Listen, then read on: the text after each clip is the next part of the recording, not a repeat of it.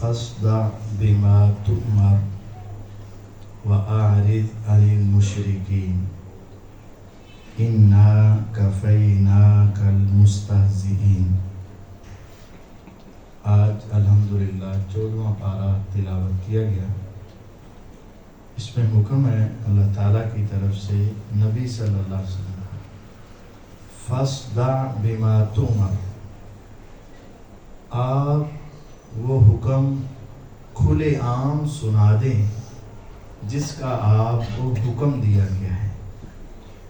وَأَعْرِضْ عَنِ الْمُشْرِكِينَ، اور آپ مشرکوں سے منہ موڑ لیں، مشرکوں کی پرواہ نہ کریں، اللہ کا جو حکم ہے وہ کھلے عام سنائیں۔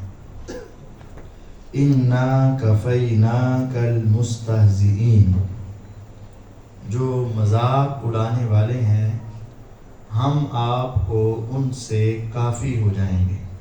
مذاق اڑانے والے اڑاتے رہیں، وہ آپ کا کچھ نہیں بگاڑ سکتے، بس آپ کا کام ہے کہ آپ اللہ کا حکم سنائیں، ہم آپ کو کافی ہیں، ہم آپ کے ساتھ ہیں۔ الذین یجعلون مع اللہ الہا آخر، مذاق وہی اڑاتے ہیں جو اللہ کے ساتھ شرک کرتے ہیں۔ فسوف یعلمون، ان قریب ان کو لگ پتہ جائے گا۔ وَلَقَدْ نَعْلَمُ أَنَّكَ يَضِيقُ صَدْرُكَ بِمَا يَقُولُونَ، اے پیغمبر علیہ السلام، آخر آپ انسان ہیں، ان کی باتوں کو سن کر آپ کا سینہ تنگ ہوتا ہے۔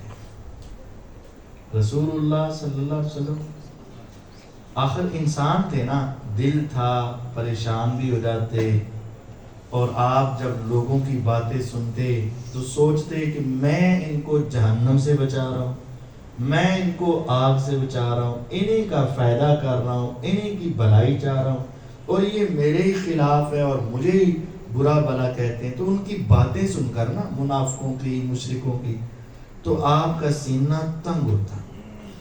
تو فرمایا اب سینہ جب تنگ ہو، جب آپ دنیا کی باتیں سن کر پریشان ہو، جب آپ کا دل بہت بے چین ہو جائے، تو پھر سکون کیسے ملے گا؟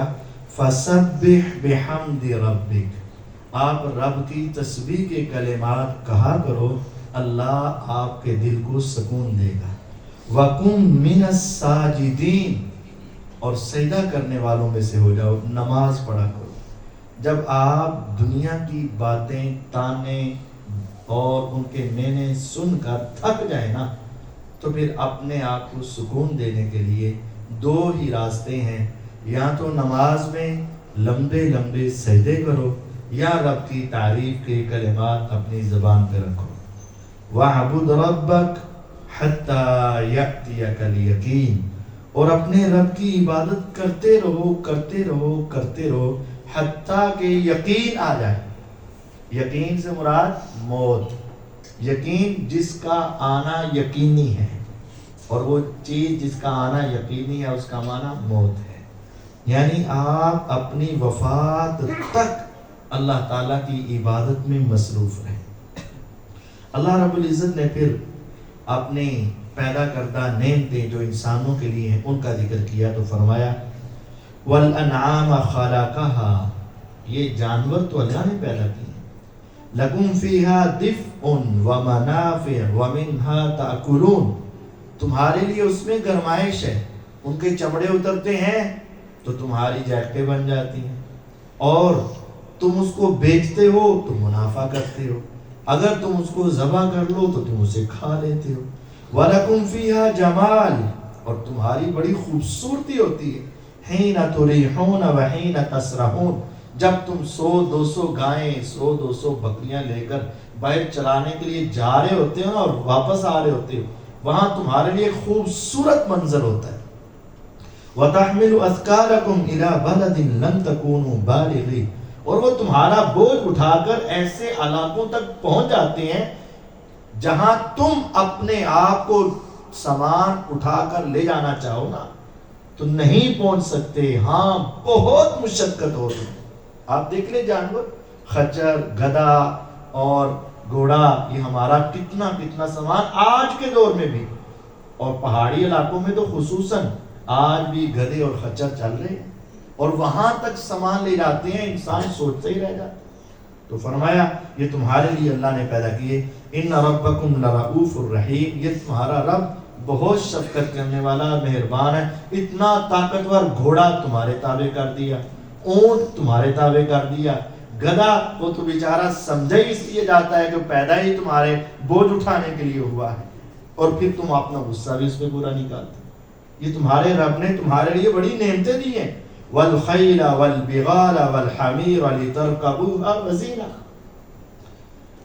گھوڑا، خچر، گدھا تمہاری سواری اور زینت کے لیے، وَيَخْلُقُ مَا لَا تَعْلَمُونَ، اور وہ پیدا کرتا رہے گا جو تم نہیں جانتے۔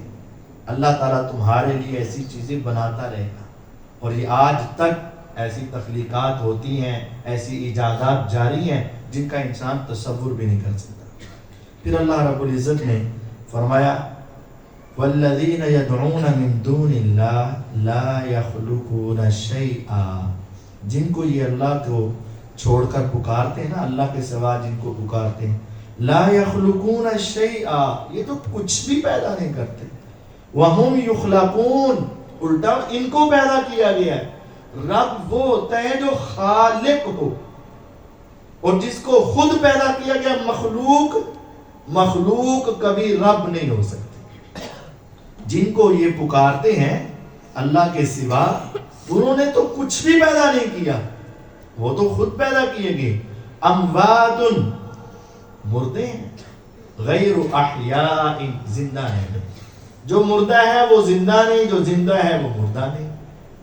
مردے اور زندے کا فرق ہے، مردہ اعضاء مکمل ہے لیکن کام نہیں کرتے، زندہ اعضاء ہیں اور کام کرتے ہیں، آنکھیں دیکھتی ہیں، کان سنتے ہیں، زبان بولتی ہے، ہاتھ پکڑتے ہیں، پاؤں چلتے ہیں، دل دھڑکتا ہے، زبان، سب کچھ ہے۔ مردے اور زندے فرق ہے۔ جن کو یہ پکارتے ہیں نا وہ تو سارے مردہ ہیں، زندہ ہے ہی نہیں۔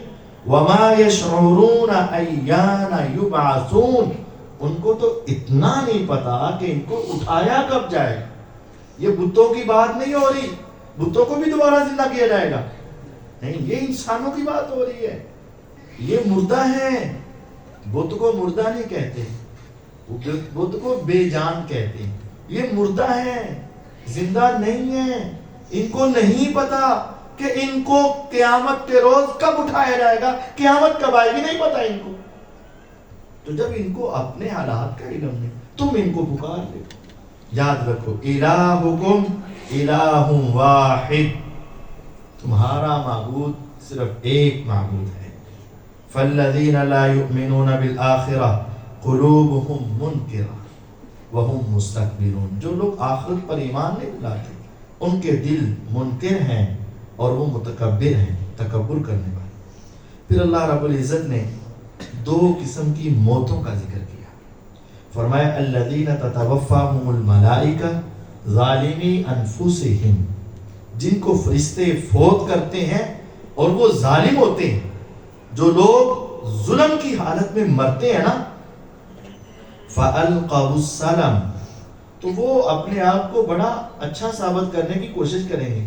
مَا كُنَّا نَعْمَلُ مِنْ سُوءٍ، اسی تے کدی غلطی کی تھی نہیں، جھوٹ بولیں گے نا، بلا کیوں نہیں، ان اللہ علیم بما کنتم تعملون، اللہ خوب جانتا ہے جو تم عمل کرتے تھے۔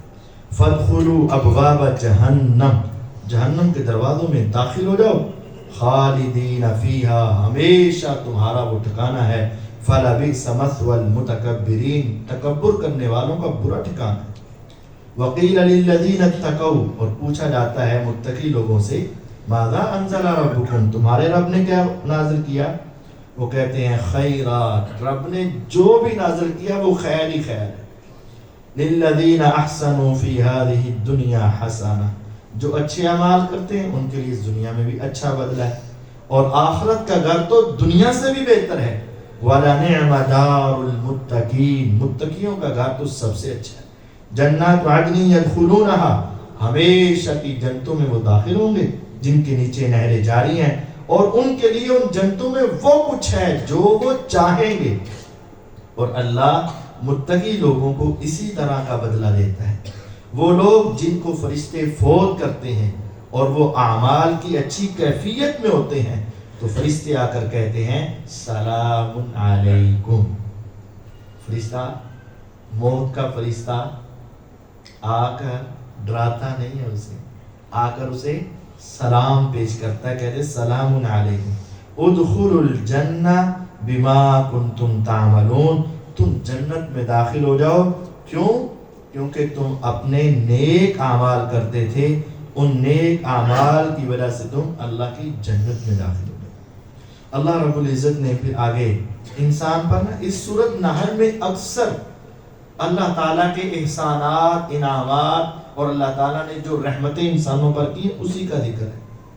فرمایا وَإِنَّ لَكُمْ فِي الْأَنْعَامِ لَعِبْرَةً، جانوروں میں تمہارے لیے بہت بڑی نصیحت ہے۔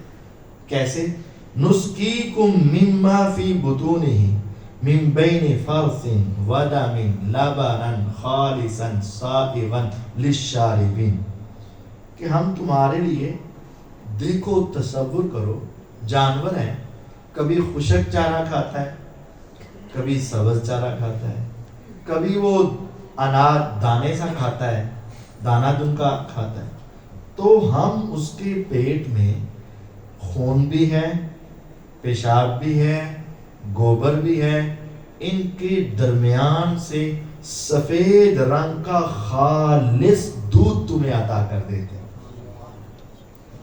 اس کا چارہ کس کلر کا بھی ہو، کس موسم کا ہو، لیکن آپ غور کریں اگر وہی چارہ منہ میں جاتا ہے تو اس کے پیشاب کا کلر اور ہے، گوبر کا کلر اور ہے، خون کا کلر اور ہے، اور دودھ کا کلر اور ہے۔ یہ سارا اندر اللہ نے کیسا نظام بنا رکھا ہے، کیسی کیسی مشینری فٹ کر رکھی ہے کہ وہ اس کے درمیان سے کبھی ایسا نہیں ہوا کہ گوبر میں دودھ آ جائے، دودھ میں گوبر آ جائے، پیشاب میں خون آ جائے، خون ایسا۔ ہاں بیماری الگ چیز ہے، لیکن عام حالت یہ اللہ رب العزت کا بہت بڑا انسان کے لیے انعام اور احسان ہے۔ اور وہ دودھ ایک مکمل غذا ہے، پوری ہر قسم کی غذا کی جو ریکوائرمنٹ ہوتی ہے وہ ساری چیزیں اللہ تعالیٰ نے اس دودھ کے اندر پیدا فرما دی۔ سائغا للشاربین، پینے والا پیتا ہے تو وہ بڑے آرام سے اس کو اپنے اندر لے جاتا ہے۔ وَمِن ثَمَرَاتِ النَّخِيلِ وَالْأَعْنَابِ، اللہ نے تمہیں پھل دیے تو کھجوروں کا پھل، انگوروں کا پھل، اس میں سے تم شراب بھی بناتے ہو اور رزق بھی اچھا بناتے ہو، اب تمہاری مرضی اچھا کرو یا برا کرو۔ اور اللہ تعالیٰ نے مکھی، شہد کی مکھی کے ذہن میں بات ڈال دی، ان اتخذی من الجبال بیوتا، پہاڑوں میں اپنے چھتے لگا، ومن الشجر، درختوں پر اپنے چھتے لگا، ومما یعرشون، اور جو انہوں نے بیلیں باندھ رکھی ہیں، بیل انگور کی وغیرہ، ان کے اوپر اپنے چھتے لگا۔ ثم کلی من کل الثمرات، پھر تو ہر قسم کے پھلوں کو رس چوس، فسلکی سبل ربک ذللا، اپنے رب کے بنائے ہوئے راستوں پر چل۔ ہم تو سڑکوں پر چلتے ہیں نا، یہ شہد کی مکھی کو بھی اللہ تعالیٰ نے ایسا اس کے چھوٹے سے دماغ میں ریڈار رکھا ہے، 9 کلومیٹر تک وہ راستہ یاد رکھتی ہے، 9 کلومیٹر تک اڑ رہی ہے، دائیں بائیں آگے پیچھے جا رہی ہے۔ یہ جو ہمیں پتا ہے، باقی پتہ نہیں اللہ تعالیٰ اس کے ذہن میں چھوٹا سا آپ پکڑے تو شاید اس کا ذہن اور اس کا دماغ آپ کے ہاتھ میں بھی پورا نہ آئے، اتنا سا ہے۔ اور اللہ تعالیٰ نے اسے کیا سمجھایا ہے، وہ چھتا لگاتی ہے نا، اس کے حصے ہیں، کہاں انہوں نے قضائے عادت کرنی وہ ایک الگ پورشن ہے، کہاں انہوں نے اپنا شہد بنانا ہے وہ الگ پورشن ہے ان کا، اس چھتے کے اندر، اور اس کا پورا نظام ہے۔ کچھ سیکورٹی والی مکھیاں ہیں، کچھ میل ہیں، کچھ فیمیل ہیں، اور ایک ان کی ملکہ ہے جس نے ساری نگرانی کرنی ہے۔ اور اگر کسی دوسرے لگے ہوئے چھتے کی مکھی آ گئی نا تم تو کبھی پہچان ہی نہیں سکتے یہ مکھی کون سی ہے، کوئی فرق بھی ہے کہ نہیں، ان کو پتا چلتا ہے اور اس کو بیٹھنے نہیں دیتے. یہ پورا ایک نظام ہے ان کا، اور کئی کلومیٹر تک پھیل کر ہر قسم کا رس چوس کر لا کر تمہارے لیے شہد بنا دیتی ہیں. فیہ شفاء للناس، فرمایا یخرج من بطونها شراب، اس کے منہ سے ایک پانی نکلتا ہے، مختلف الوان، رنگ ان کے مختلف ہوتے ہیں. فیہ شفاء للناس، اور اس میں لوگوں کے لیے شفا ہے. رب نے یہ شہد کی مکھی تمہارے لیے کتنا بڑا کارخانہ بنا دیا اور تمہارے لیے شفا کا ذریعہ بنا دیا. یہ اللہ نے تمہارے لیے بنایا. شہد کی مکھی اسی جگہ پر جا کر رس چوستی ہے. آپ نے دیکھا ہوگا پھلوں کے اوپر بیٹھی ہوتی، لیکن ان پھلوں کے پاس بسا اوقات بھیڑ بھی بیٹھے ہوتے ہیں. شہد کی مکھی پیتی ہے، چوستی ہے تو شہد بنا دیتی ہے، اور بھیڑ وہاں سے چوستا ہے تو کیا بنا دیتا ہے؟ زہر بنا دیتا ہے، ڈنگ مارتا ہے. پھل ایک ہے، چوسنے والوں کی اپنی اپنی طبیعتیں ہیں، اپنی اپنی ڈیوٹیاں ہیں.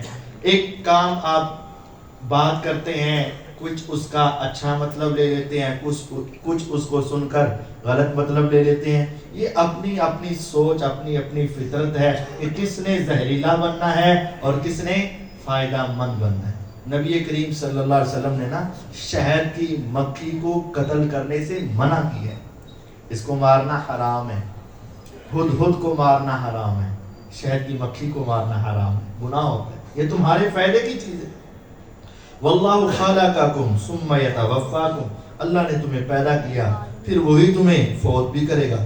ومنکم من یرد الی ارذل العمر لکی لا یعلم بعد علم شیئا، تم میں سے کچھ ایسے بھی ہیں جو بڑھاپے کی عمر میں پہنچا دیے جائیں گے اور اتنی عمر کی کمزوری ہو جائے گی اور ایسی کیفیت ہو جائے گی، سارا کچھ جانتا تھا اب بوڑھا ہو گیا، سارا کچھ بھول گیا، اسے بچپنا اس کے اوپر آ جائے گا. وہ بنایا جاتا نا، جب چھوٹا بچہ ہوتا ہے تو پیمپر لگتے ہیں، تھوڑا سا ہوتا ہے تو سہارے سے چلتا ہے، پھر آہستہ آہستہ بڑا ہوتا ہے، طاقتور جوان، بہت ساری دنیا کو فتح کرنے کا عزم اور ساری دنیا کو دھوکہ اور فراڈ اور ساری دنیا کو حاصل کرنے کا عزم. پھر آہستہ آہستہ بوڑھا ہوتا ہے، کمر جھک جاتی ہے، اب وہ پھر سہارے سے چلنا شروع ہوتا ہے، اور پھر ایک وقت آتا ہے اس کو دوبارہ پیمپر لگا دیا جائے.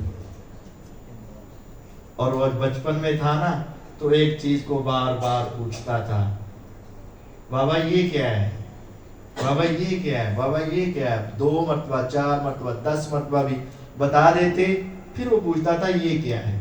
اور جب بڑھاپا آ جاتا ہے نا تو اس کو پھر چیزیں بھول جاتی ہیں. وہ تھوڑی دیر بعد بچوں سے پوچھتا ہے، بیٹا یہ کیا ہے، بیٹا یہ بات ہو گئی ہے، بیٹا یہ کام ہو گیا ہے. لیکن اب فرق ہوتا ہے، جب وہ بچہ تھا ماں باپ اس کی باتوں کو سن کر خوشی سے جواب دیتے تھے، لیکن جب یہ بوڑھا ہو گیا اور اب وہی اولاد اب اس کی دوسری مرتبہ بات سن کر غصہ کر جاتی ہے.